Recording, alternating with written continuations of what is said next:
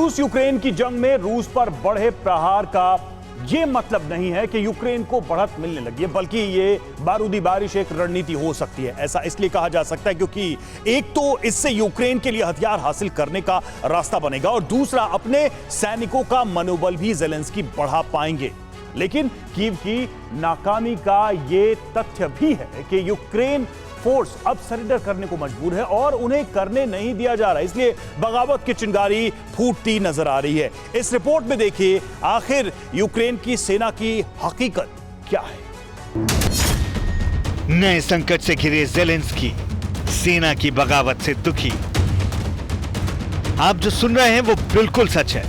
Ukraine के president Zelensky के लिए सबसे बड़ा संकट बगावत बनकर उभर रहा है और ये हो रहा है हथियार समेत दूसरे सैन्य जरूरी उपकरणों की कमी से।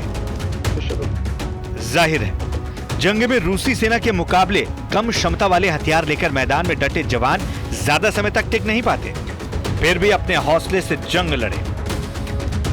लेकिन अब उनका हौसला जवाब देने लगा है, इसीलिए बगावत की चिंगारी फूट पड़ी है।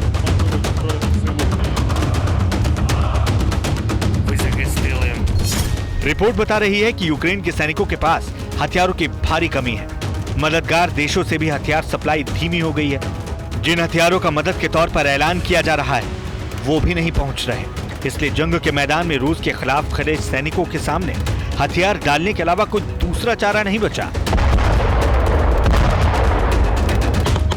दावा है कि पस्त हुए यूक्रेनी सैनिकों के सामने सरेंडर के अलावा कोई दूसरा रास्ता नहीं है, लेकिन उन्हें सरेंडर करने की भी इजाजत नहीं मिल रही है, जिससे गुस्सा फूट रहा है और ये गुस्सा बगावत में तब्दील होता जा रहा है। यानी रूसी सेना ने अगर ज़ेलेंस्की के जवानों को घेर भी लिया तो उनके सामने संघर्ष करने या शहादत देने के अलावा कोई दूसरा रास्ता नहीं बचता है। अब सवाल यह है कि आखिर ऐसी नौबत क्यों आ रही है। इसका विश्लेषण रिपोर्ट के आधार पर ही देखिए। पहला कारण है हथियारों की रुक रुक कर हो रही सप्लाई। दूसरा कारण है पुराने और कबाड़ हथियारों का मिलना। तीसरा कारण सैन्य उपकरणों को बिना तकनीक के भेजना है। चौथा कारण वॉर जोन के स्टैंडर्ड से कमतर हथियारों की सप्लाई, जबकि पांचवा कारण है यूक्रेनी सैन्य अफसरों का भ्रष्टाचार, जिसकी वजह से मिले हथियार ग्रे मार्केट में चले गए हैं और यूक्रेन के सैनिक जो जंग लड़ रहे हैं वो वॉर जोन में गिरते जा रहे हैं। बतौर उदाहरण, जर्मन लेपर्ड टैंक सिर्फ 60 टैंक ही यूक्रेन को मिले हैं, वो भी टेक्नोलॉजी लेस। बाकी टैंक सिर्फ ऐलान में है, यूक्रेन नहीं पहुंचे।